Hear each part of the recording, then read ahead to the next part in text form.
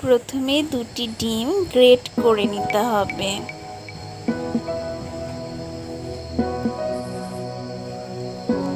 একদম ছোট ছোট কুচি কুচি, মানে একদম সুন্দরভাবে গ্রেট করে নিতে হবে।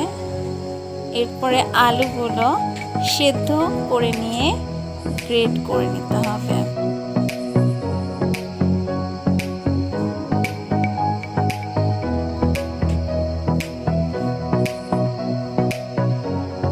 এরপরে পাউরুটির চতুর্দিকে ধারগুলো কেটে এক সাইডে রাখতে হবে এবং বেলুন দিয়ে ভালোভাবে চেপে চেপে উভয় পাশ বেলে একটু বড় করে নিতে হবে।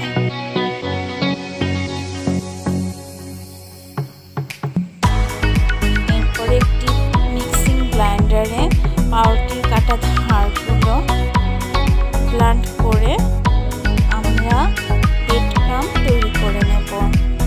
আপনারা চাইলে এই ব্রেড ক্রাম্বে কমলা কালার মিক্সড করতে পারেন। আমরা প্রথমে শুধু ব্লেন্ডার করে নিয়েছি, এরপরে আমরা এটিকে তাওয়ায় ঢেলে নেব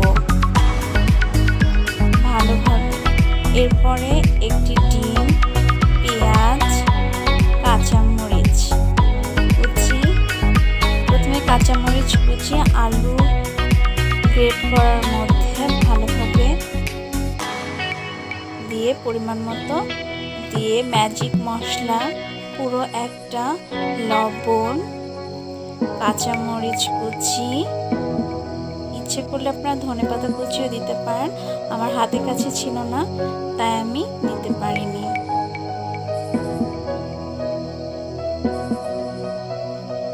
গরম মশলার গুঁড়া, হলুদের গুঁড়া দিয়ে ভালোভাবে মাখিয়ে নিতে হবে।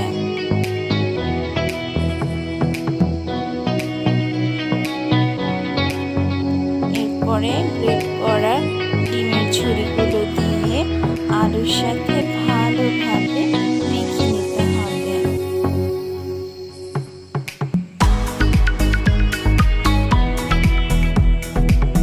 মাখা হয়ে গেলে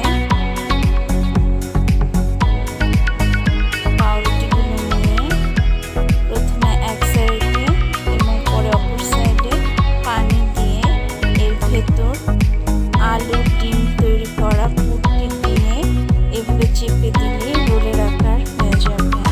এরপরে একটি ডিম ফেটে অল্প লবণ দিয়ে দিতে হবে। ভালোভাবে ফেটে তৈরি করা ব্রেড ক্রাম্বসগুলো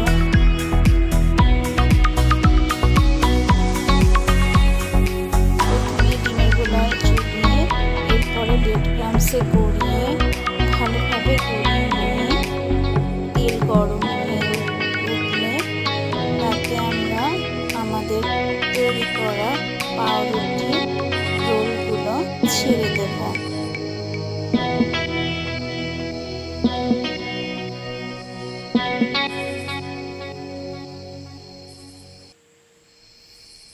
আবারও আমরা আরেকটি রোল ডিমের গোলায় গড়িয়ে বিস্কুটের ব্রেড ক্রাম্বের গুঁড়ে ভালোভাবে মাখিয়ে নিয়ে, আপনারা বিস্কুটের গুঁড়াও ব্যবহার করতে পারেন, কিন্তু আমরা এখানে ব্রেড ক্রাম্ব মানে ব্রেডের যে এক্সট্রা অংশগুলো ছিল এগুলো আমরা ব্রেড ক্রাম্ব তৈরি করে নিয়েছি। তেল গরম হলে এরপরে এগুলো ভালোভাবে 5 মিনিট ধরে ভেজে নিতে হবে হালকা আঁচে। এক পিঠ লাল হয়ে এলে অপর পিঠ উল্টে দিতে হবে। দেখুন কত সুন্দর আমার রোলগুলো লাল হয়েছে। মুচমুচে করে সুন্দরভাবে ভেজে নেওয়ার জন্য কিছুক্ষণ অপেক্ষা করতে হবে এবং চুলার আঁচ